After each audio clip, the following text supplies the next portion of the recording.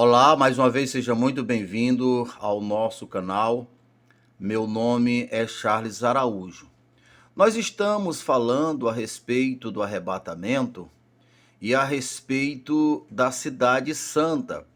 Acredito eu que a maioria dos cristãos, a compreensão que tem a respeito do arrebatamento, a respeito de onde nós iremos morar, de onde nós iremos passar a eternidade com o Senhor Jesus, é bem distorcida da realidade. Então, neste vídeo, nós queremos estar mostrando a realidade pela luz da Bíblia, a respeito de onde nós iremos passar a eternidade e a respeito da Cidade Santa. Para que você possa compreender melhor a respeito desse assunto, só levantando alguns tópicos que nós falamos antes. Então, vamos imaginar o sistema, você inserido no sistema, no princípio da grande tribulação.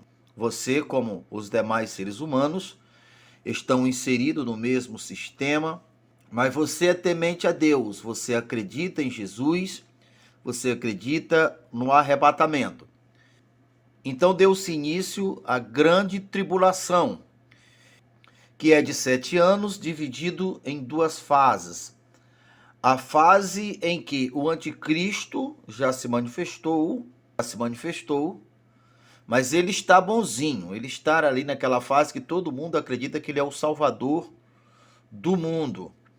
Mas ali ele está dando os ajustes final para dar o golpe de misericórdia, segundo ele. Então, como a palavra de Deus afirma que o poder do anticristo não pode se estender ao povo santo, ao povo de Deus, porque o povo de Deus estará representando o nome de Jesus e o poder que há em o nome do Senhor Jesus. E o Senhor Jesus disse: todo poder foi-me dado nos céus e na terra. O nome do Senhor Jesus está acima de todos os nomes. Portanto, ninguém e nem anticristo nenhum poderá exercer autoridade sobre o povo de Deus, porque se exercesse autoridade sobre o povo de Deus, seria o mesmo que exercer sobre Cristo, porque a igreja é o corpo de Cristo, a igreja é a parte corpórea de Cristo, segundo Efésios 1, chegando ali no capítulo 2. Então, como é um direito de Satanás personalizar um indivíduo que se manifeste segundo a sua personalidade, assim como o Senhor Jesus foi a personalização de Deus, é de direito do diabo personalizar assim também a pessoa que ele represente. E pelo mesmo período, se o Senhor Jesus passou 3 anos e meio, então o governo total do anticristo vai se dar também por 3 anos e meio ou 1.260 dias, e o mesmo que 42 semanas. Então chegou-se o tempo. O que é que vai acontecer? Vai acontecer que Deus irá dar asa como de águia para a igreja e vai levar a igreja para um deserto. E quando a igreja chegar no deserto, o deserto que era deserto irá ser transformado em manancial ou mananciais de água. Isso escrito em alguns profetas, mas eu quero citar Isaías 35, como também Oséias 2:14. E a igreja ficará no deserto, desfrutando da presença de Deus e da abundância, porque Deus deu ordem, até os animais não podem tocar na igreja, e a igreja ficará exatamente durante o período em que o anticristo estará no sistema, governando e fazendo todo tipo de atrocidade. Esse registro que Deus irá dar asa à sua igreja está em Apocalipse 12. E ainda em Apocalipse 12, o anticristo vai mandar soldados atrás da igreja, mas não vai encontrar. Pelo contrário, a terra irá ajudar a igreja, irá abrir, Deus, obviamente, a partir através da terra, irá abrir a sua boca, irá engolir o seu soldado que está lá na figura de água. Enquanto a igreja está no deserto, você vê que há um grupo conhecido como as testemunhas, que estão tentando acordar um grupo que ainda ficou no sistema. Porque pensa comigo, nessa época se cumpre ali Apocalipse 13 também, que está escrito que ninguém comprará, ninguém não venderá, ninguém fará nada, não usará nenhum tipo de tecnologia se assumidamente não tiver a marca da besta. Então você saberá que os cristãos, aqueles que ficaram meio mornos, que ficaram no sistema, obviamente eles serão os que mais irão sofrerem. E segundo Apocalipse 11, a besta vai concentrar toda a sua raiva, a sua fúria contra as testemunhas, e irão matar, irão fazer festas, irão comemorar no mundo inteiro a morte das testemunhas de Jesus. E quando eles menos esperam, uma voz do céu, segundo o tocar da trombeta. Esse tocar da trombeta é o que Jesus falou em Mateus 24, é o que os profetas falaram, dentre eles o profeta falou que o Senhor Jesus virá com poder e grande glória, as potências do universo serão abaladas, o sol perderá a sua luz, a lua se deslocará do lugar. Veja o tamanho do poder e da glória que há quando o Senhor Jesus vier. E esse tocar da última trombeta, esse brado de vitória, que acontecerá, que é quando acontece o arrebatamento da igreja. Então a igreja se encontrará com o Senhor Jesus nas nuvens. E quando esse toque de trombeta tocar, a igreja que está no deserto, descrito lá em Isaías 35, aí você vê o final de Isaías 35 dizendo assim: e a igreja retornará a Sião com cântico e alegria eterna, enxugará dos seus olhos para sempre e fugirá dos seus olhos para sempre a dor e o gemido e o sofrimento. Então esse retorno é exatamente o encontro do Senhor Jesus com a sua igreja nas nuvens. Os que já tinham morrido antes terão seus corpos glorificados, enquanto que os que estão vivos terão seus corpos, segundo 1 Tessalonicenses 4, como também 1 Coríntios 15, a partir do verso 50 em diante.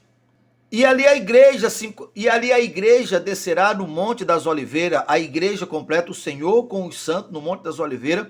O Monte das Oliveiras irão se fender de um lado para outro, tamanho é o poder da glória, e ali dará-se início à guerra do Armagedon, que é aonde os soldados do anticristo, com todos os seus recursos tecnológicos, do mundo inteiro serão juntados para guerrear com Jesus e seus santos. E é nessa ocasião que irá se cumprir a profecia em que o rio Eufrates irão secar e as nações dos soldados do Oriente virão até Jerusalém, até o Monte das Oliveiras, para guerrear com Jesus e os santos. Mas, amigos, não há a menor possibilidade deles vencerem, porque o Senhor Jesus, tanto o Senhor Jesus como os seus santos, estarão com seus corpos glorificados.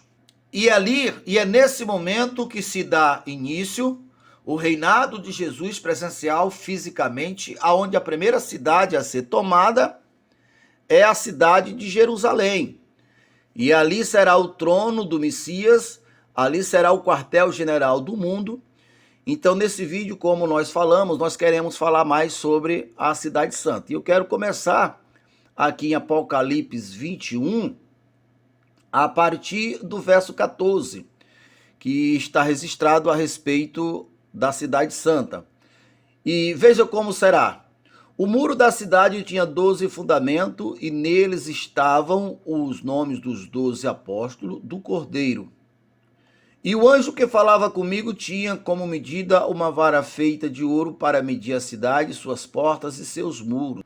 E a cidade era quadrangular, de comprimento de largura iguais. Ele media a cidade com vara, tinha 12.200 quilômetros. Veja só, que não se trata mais apenas de uma Israel geográfica. Essa daqui é a grande cidade do governo mundial, que obviamente será lá no Oriente. Mas olha só, 2.200 quilômetros é muita coisa, né? Muita coisa, quase maior do que muitos países do mundo.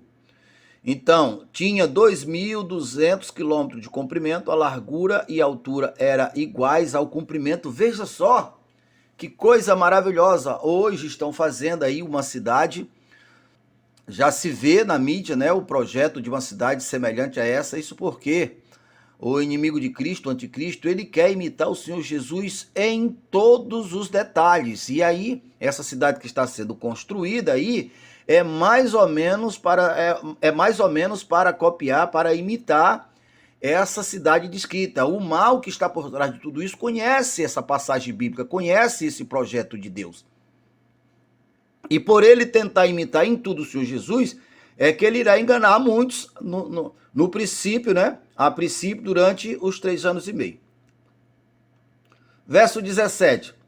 Ele mediu o muro e deu 65 metros de espessura, segundo a medida humana que o anjo estava usando. Veja só, nós já falamos em vídeos anteriores que anjos e humanos, muitas vezes está falando da mesma pessoa, porque o que hoje é humano já foi anjo, e os que herdarem a salvação voltarão a ter os corpos como de anjo, ou seja, serão anjo também.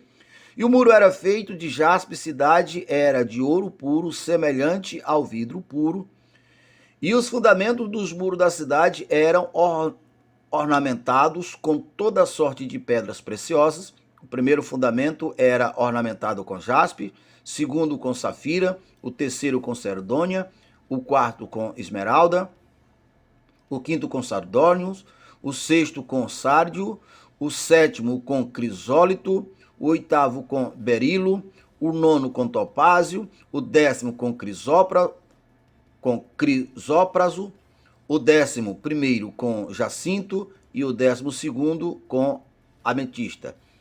Essas pedras preciosas também estão fazendo, ou sempre fizeram alusão ao caráter dos santos, inclusive dos apóstolos, que estão aqui representando os apóstolos.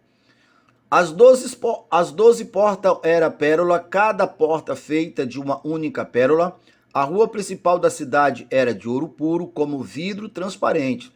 E não vi templo algum na cidade, pois o Senhor Deus Todo-Poderoso e o Cordeiro são o seu templo. E a cidade não precisava de sol nem de lua para brilhares sobre ela, pois a glória de Deus iluminava, e o Cordeiro e a sua candeia. As nações andaram em sua luz, e os reis da terra lhe trarão a sua glória. Já é necessário que nós pontuamos 2 grupos de pessoas. Existe as pessoas que terão seus corpos glorificados, que morarão dentro da cidade, e esse grupo que nós acabamos de falar aqui no verso 24, e os reis da terra trarão a sua glória, porque fora dos muros da cidade existirão pessoas com seus corpos naturais, pessoas que escaparam da tão grande tribulação, e as profecias que falam a respeito dessas pessoas que escaparam, algumas profecias falam como uma árvore, como fruto em uma árvore. Quando se pega e se balança a árvore, que todos os frutos cairão, poucos frutos ficarão. Essa parábola é para explicar que durante a briga, de um lado o Senhor Jesus com os santos, com os corpos glorificados, e do outro lado o anticristo com as mais evoluídas armas destrutivas. Enquanto isso, as pessoas naturais que estarão contemporâneas a essa guerra, poucas escaparão, que é por isso que exatamente nunca se houve, nunca haverá tamanha dor e destruição em massa como se haverá no tempo da tão grande salvação. Por isso que é importante você entender agora, para que você esteja debaixo da proteção do papai. Então aqui está afirmando que haverão essas pessoas que escaparão, se organizarão, porque ninguém estará fora, ou ninguém estará fora da jurisdição do Senhor Jesus e dos seus ordenados, daqueles que ele delegou a autoridade. E você vê essa delegação de autoridade ali na parábola de Lucas 19, a parábola dos talentos. Aqueles que pegaram o seu talento e respeitosamente multiplicaram, compatível com a sua multiplicação, com seu exemplo de fé.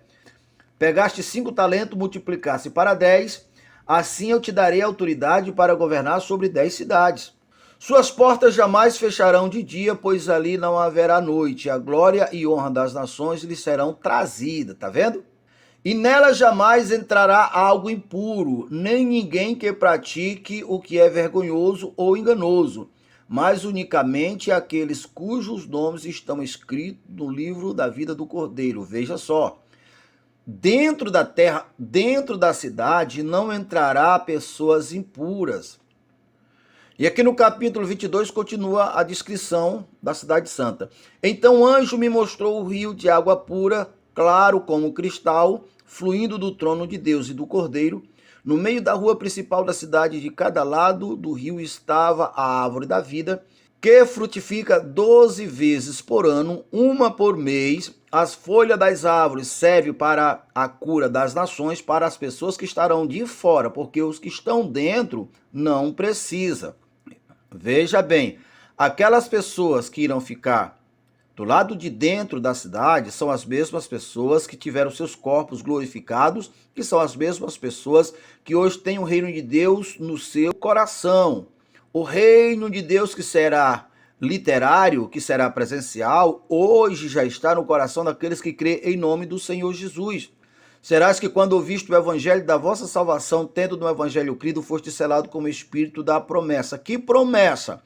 Todas as promessas, dentre elas essa promessa de ser imortal e estará junto com o Senhor Jesus. E não vai pensar que isso se trata de uma vida monótona, não, é uma vida maravilhosa. Os que estão dentro da cidade podem andar no universo inteiro, agora os que estão fora da cidade não poderão entrar dentro da cidade.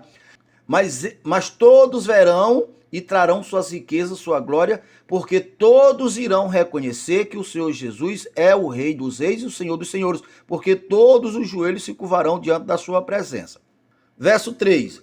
Já não haverá maldições nenhuma, o trono de Deus e do Cordeiro estará na cidade, e os seus servos os servirão. Eles verão a sua face, e o seu nome estará na testa deles. Não haverá mais noites, eles não precisam de luz de candeeiro, nem de luz do sol, pois o Senhor Deus os iluminará, e eles os reinarão para todos sempre. Eles os reinarão para todos sempre. E o anjo me disse: estas palavras são dignas de confiança e é verdadeira.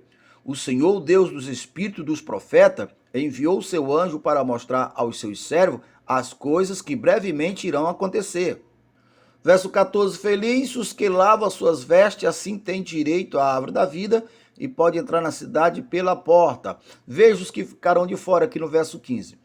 Fora fica os cães, os que praticam feitiçaria, os que cometem imoralidade sexual, os assassinos, os idólatras e todos os que amam e praticam mentira. Essa é a descrição da Cidade Santa. Há outros trechos bíblicos. Essa descrição está em toda a Bíblia, nos profetas e em outras partes. Na medida do tempo, nós iremos aprendendo mais sobre a Cidade Santa para que a nossa consciência desperte para o assunto. E você que se interessa por esse assunto, já se inscreve no nosso canal se ainda não era inscrito. Já clique no sininho, ao clicar no sininho, clique no todos, porque todas as vezes nós colocarmos um vídeo novo, você será um dos primeiros a receber.